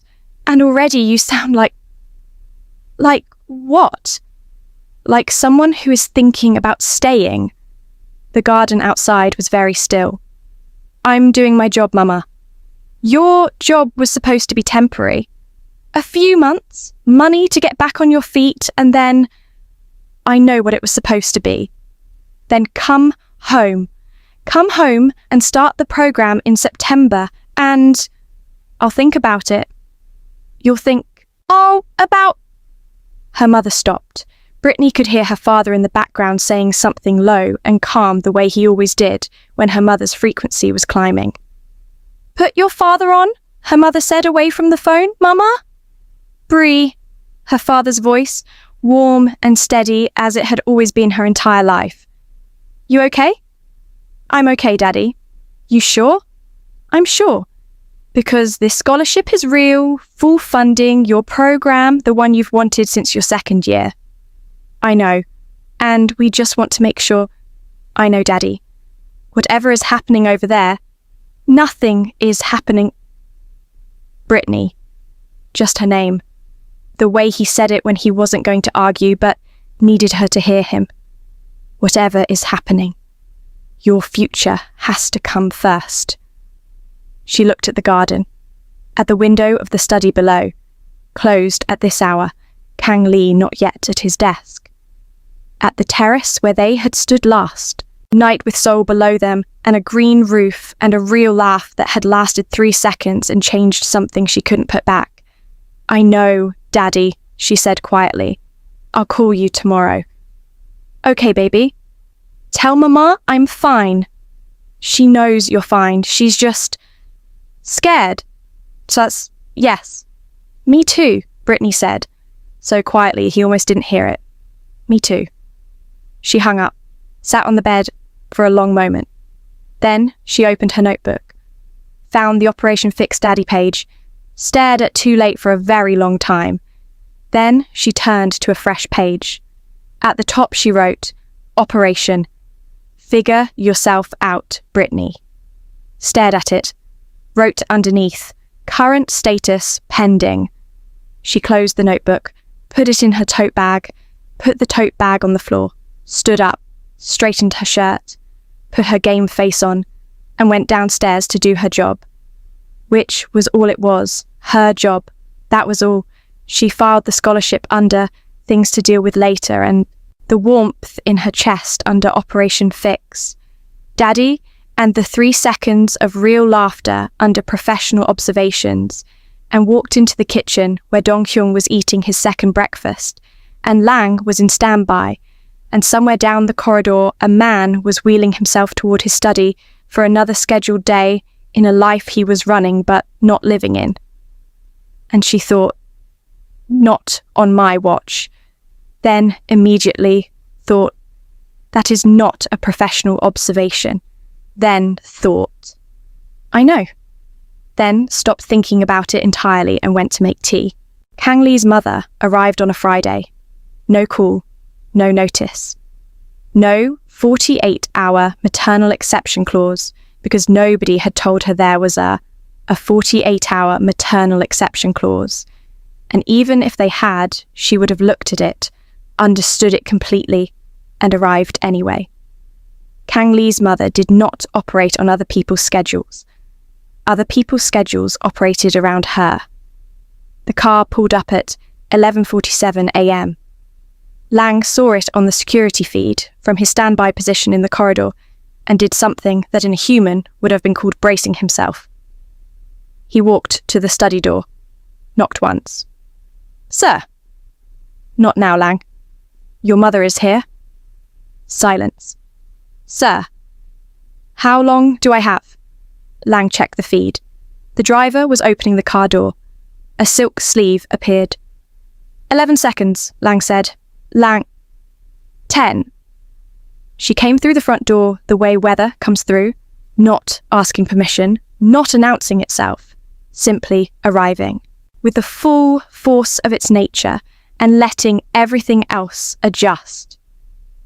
Madame Kang was 71 years old and looked like 60 and carried herself like 50 and had the eyes of a woman who had seen everything this world had to offer and had formed a verdict on most of it. She wore silk, always silk, the kind of silk that had opinions. She handed her coat to the staff member nearest the door without looking at him, looked at the house, looked at the corridor, looked at Lang. "You need dusting. Robots should not look the way you look," she said to Lang in Korean. "Good morning, Madame Kang," Lang said. She walked past him. Britney was coming down the stairs. This was, in terms of timing, what Lang would later log as suboptimal. Wrong timing. She had Dong Hyun's notebook under one arm. He had left it in the kitchen and she was bringing it up. Her own notebook in her hand, a pen behind her ear, and her hair in a puff that she had not yet done anything formal with, because it was a Friday morning, and she had not been informed that Fridays required preparation. She got to the bottom of the stairs, looked up. Madame Kang was standing in the middle of the entrance hall, looking at her. The silence that followed was the specific silence of two forces of nature encountering each other for the first time and spending a moment calculating. Madame Kang looked at Britney from the top of her head to the bottom of her feet and back up again with the thoroughness of a woman who had done this assessment 10,000 times and never needed more than 8 seconds. "Good morning, M.A., Britney greeted. Britney stood at the bottom of the stairs and looked back. Not defiantly, not nervously. Just steadily, the way she looked at everything. "I see you. I know that look and I'm not going to flinch. But I see you," she said to herself. Madame Kang said something in Korean, sharp, brief. The kind of sentence that lands like something being set down hard on a table. Britney looked at Lang. Lang cleared his throat. "Madame Kang says..." He paused in the specific way of a robot choosing his words with extreme diplomatic care. "She says she was not informed that the new household staff would be so dark." The entrance hall was very quiet. Dong Hyun appeared at the top of the stairs in his house clothes and bare socks, looked down at the scene, looked at Lang, looked at his grandmother, did not move. But his eyes went to Britney immediately. Britney looked at Madame Kang, took a breath. "Please tell Madame Kang," she said to Lang, with the calm of a woman who had 17 cousins and a dog named Senator, and had not come this far to be undone by a silk dress, "that Ben Carson is also dark." Lang blinked. "Miss Britney?" "Ben Carson," Britney said. "First surgeon to successfully separate conjoined twins joined at the head. Johns Hopkins, 1987. Dark." Lang translated. Madame Kang's eyes did not change expression. She said something else, brief, sharp. "She says," Lang translated carefully, "that medicine is different from household work." "Fascinating," Britney said pleasantly. "Please tell her that Madame C.J. Walker was also dark. First female self-made millionaire in America. built an entire business empire from nothing.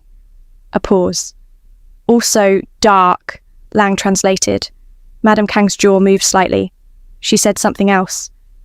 She says, Lang said, that America is not Korea. Tell her I'm aware, Britney said. I flew 14 hours to confirm it personally. She smiled. The polite smile, the one with the edges. Please also tell her that Katherine Johnson was dark too. NASA mathematician. Calculated the orbital trajectories that got Americans to the moon. Without her, the moon landing doesn't happen. She tilted her head slightly. Dark? Lang translated. The entrance hall was very still. Dong Hyun, at the top of the stairs, had pressed his lips. Together, so hard, they had disappeared. Madame Kang looked at Britney for a long moment. Then she said something to Lang that was longer than the previous ones, more deliberate. Lang translated with the expression of someone diffusing something. She says that regardless of these women's achievements, your presence in this house, in this capacity, is Lang. Everyone turned. Kang Lee was in the corridor doorway. He had wheeled himself out of the study with the specific energy of a man who had heard enough. He looked at his mother, said something in Korean that was quiet and short and had the weight of something much longer. Madame Kang looked at her son, then at Britney, then back at her son. She said one word, Kang Lee. Lang translated quietly, though everyone already knew that was what she had said, because it required no translation. It was a mother saying her son's name, the way mothers do when they are not finished, but are choosing to pause. Kang Lee looked at her steadily. She works here, he said in Korean, then in English, clearly directly, for Britney's benefit as much as his mother's. She works here, and she stays. Hey guys! In English! He said it in English. So there would be no translation gap, no diplomatic softening from Lang. Just, she works here and she stays, landing exactly where it was supposed to land. Madame Kang looked at her son for a long moment. The look of a woman taking stock, reassessing, filing.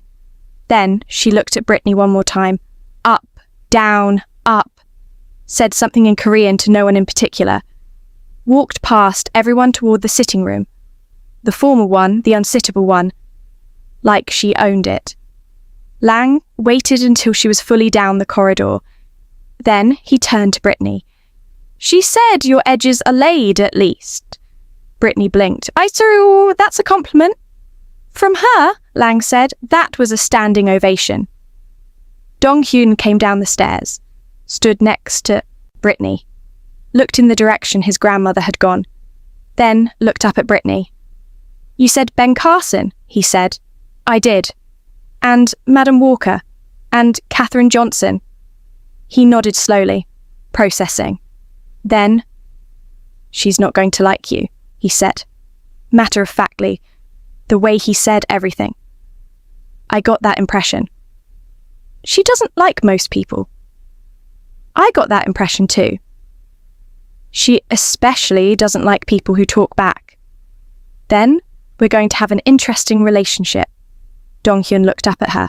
She called your edges late, Lang told me. She told Mrs. Park next door that her edges looked like a construction site. A pause. Mrs. Park cried. Britney looked down at him. So, I got the compliment. You got the compliment, Dong Hyun confirmed. They both looked down the corridor where the grandmother had disappeared. She's going to try to get rid of me, Britney said, not a question. Yes, Dong Hyun said, not a reassurance. Are you worried? He thought about it seriously. No, he said. Why not? He looked up at her with his father's eyes and the faintest trace of his mother's warmth and the absolute unshakable confidence of a 10-year-old who had done his research and encoded his last page and built a 17-step plan and waited 11 months for the right person to arrive. Because my father said she stays, he said simply. In English, Britney added. In English, Dong Hyun confirmed. They stood there for a moment. Dong Hyun. Yes. Your grandmother is terrifying. Yes. I respect her completely. She would hate that. I know. Tell her anyway. Absolutely not. Dong Hyun almost smiled.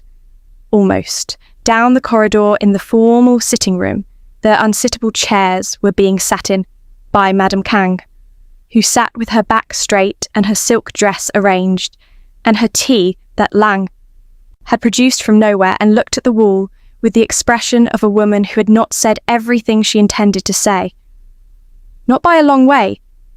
She reached into her bag, found her phone, looked at it for a moment.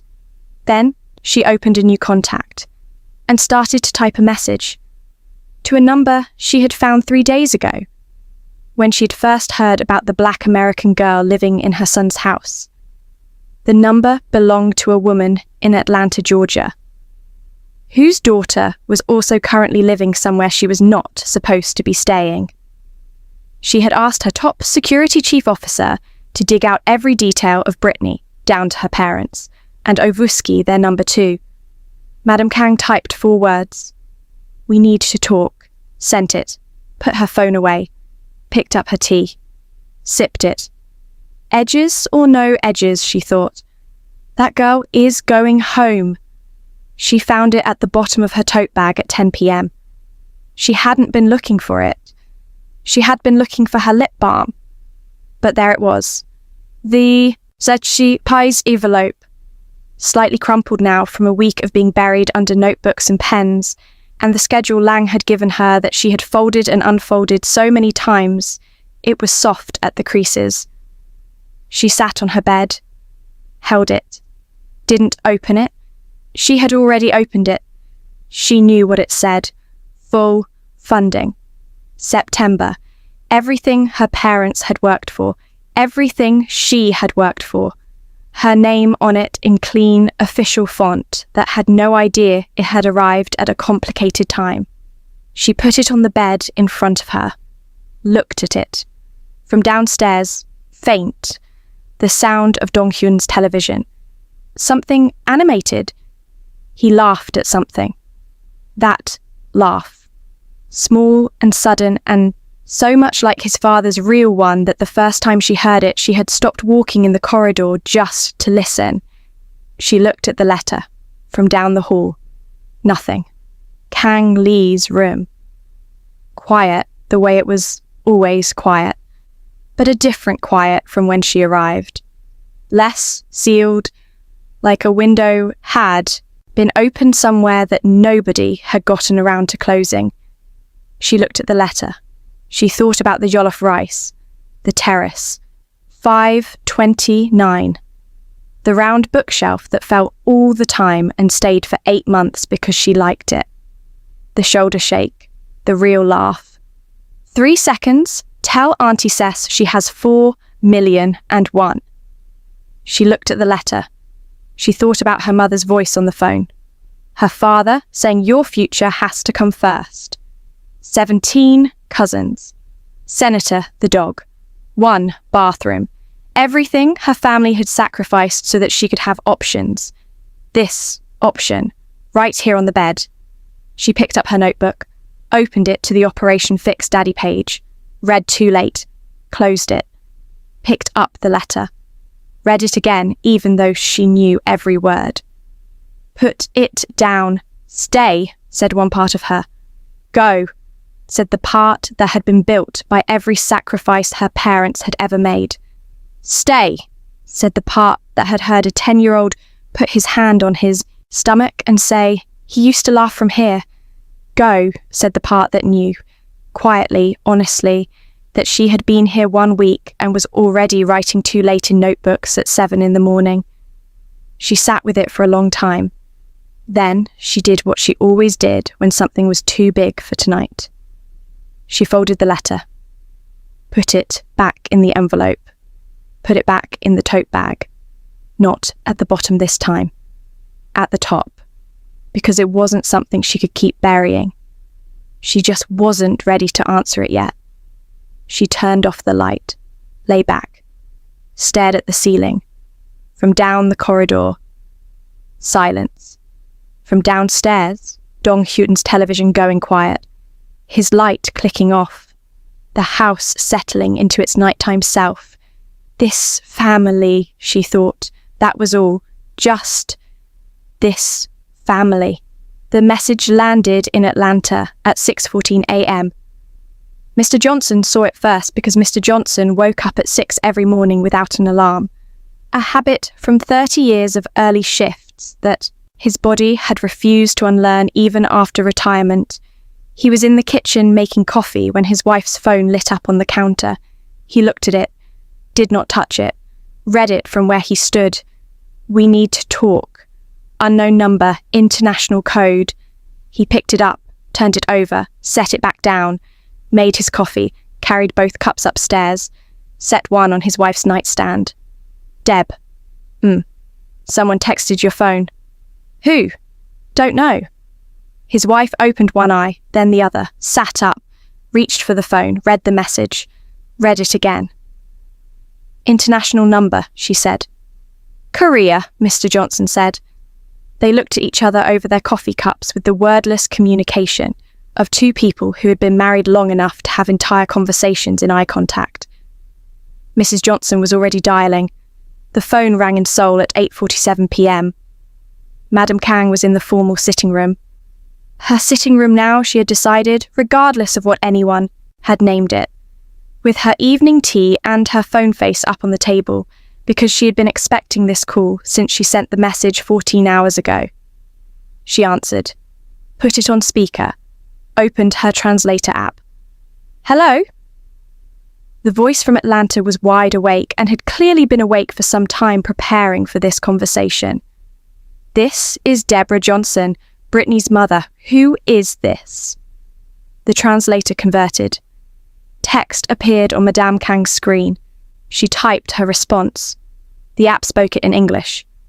This is Kang Soon-yi, Lee's mother, the man your daughter is living with. Atlanta went very quiet for exactly 2 seconds. Then, living with? In the house, the translator clarified on Madame Kang's behalf. She lives in the house. I know she lives in the house. The way you said living with was very specific, and I need you to know that I caught that. Madame Kang typed rapidly. The app translated. Your daughter has been in my son's house for 1 week, and already she is rearranging furniture. Rearranging what? Britney doesn't even rearrange her own room. She sat in a chair that is not for sitting. A chair? She sat in a chair, and that's your complaint. Madame Kang typed again. She cooks in the kitchen without permission. Good. Your son should be eating home-cooked food. She goes to the terrace during private time. Then tell your son to lock the terrace door. She sent my robot to stand by. Mrs. Johnson stopped. She sent the robot to stand by. In the middle of a conversation. A pause. Okay, that does sound like Britney. Your daughter, Madame Kang typed, the translator delivering it with the flat calm of an app that was doing its best in difficult circumstances, has no boundaries. And your son, Mrs. Johnson said, volume climbing, has no business keeping my daughter in that house when she has a master's. Scholarship waiting for her, Madame Kang typed fast. My son did not keep anyone. She applied. She was hired. Professionally. Professionally. Mrs. Johnson said the word. The way you say a word when you want everyone to understand. You don't believe it for a second. My daughter calls me from that house and sounds like a woman who is not thinking about her master's program, and you want to tell me it's professional. And why exactly are you calling me? Madame Kang typed rapidly. The translator spoke. Because your daughter does not belong in this house. Excuse me? She suffocates the air. Mrs. Johnson blinked. She what?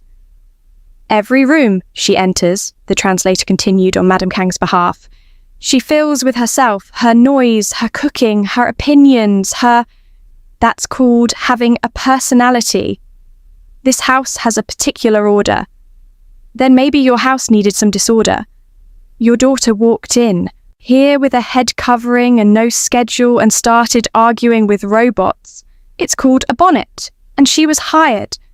She was hired to assist, not to take over the kitchen, not to sit in rooms that are not for sitting, not to what? Mrs. Johnson's frequency was climbing. Mr. Johnson appeared in the doorway of the living room where his wife had migrated during the call. He was holding his coffee, watching, with the expression of a man who knew better than to involve himself, but was absolutely not missing this. Mrs. Johnson pointed at him. Don't. He raised his hands, stayed in the doorway. Madame Kang typed again. The translator delivered, Your daughter is black. The Atlanta living room went completely still. I'm sorry? She is black, the translator repeated.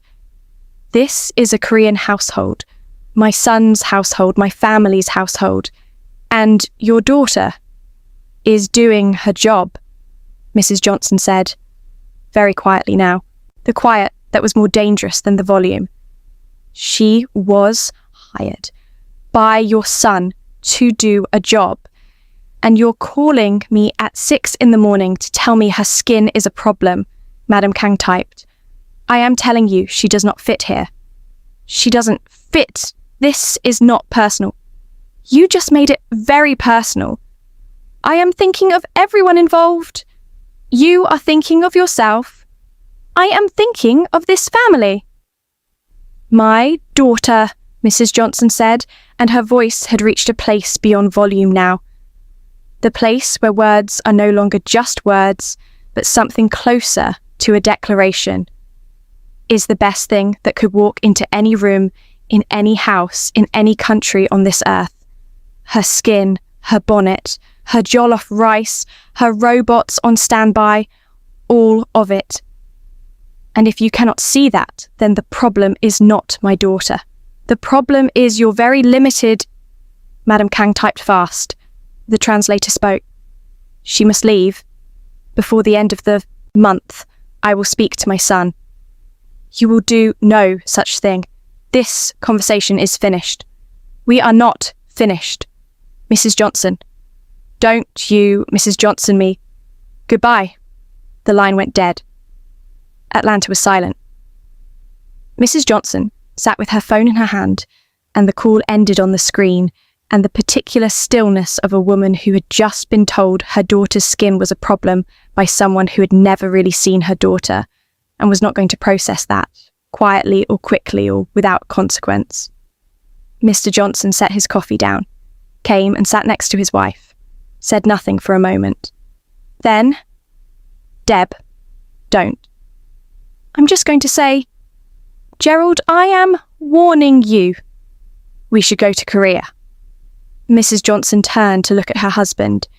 He looked back at her with the calm of a man who had been married to this woman for 30 years, and understood that some things required presence. We should go, he said again. See the house, see Britney, see this man she's working for, and the grandmother, and the grandmother. Mrs. Johnson looked at her phone, at the ended call, at the international number she was going to be thinking about for a very long time. She called our daughter's skin a problem, Gerald. I know, in 2024. I know, on a translator app. I know Deb. She stood up. Book the flights, she said. Already on my phone, he said. In Seoul, Madame Kang put her phone face down on the table, picked up her tea, cold now, drank it anyway, looked at the door of the formal sitting room. Down the corridor. Her son's study light still on. She thought about the girl, the bonnet, the Ben Carson, the Catherine Johnson, the 2 bowls she had heard about from Lang's household report. She picked up her phone, looked at the ended call, did not type anything else, put it away, stood up. She must go, Madame Kang thought, before the air in this house rearranges itself around her permanently, before it becomes impossible to breathe without her in it. She walked out of the sitting room, past her son's study without stopping, went to bed, and did not think about the fact that the last time this house had smelled like something was the day the girl cooked in the kitchen. She did not think about that at all. The Johnsons have booked their flights.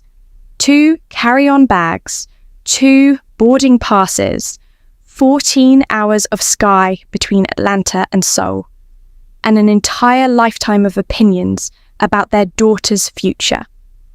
On one side of the world, a woman who taught her daughter to lay her edges is on a plane.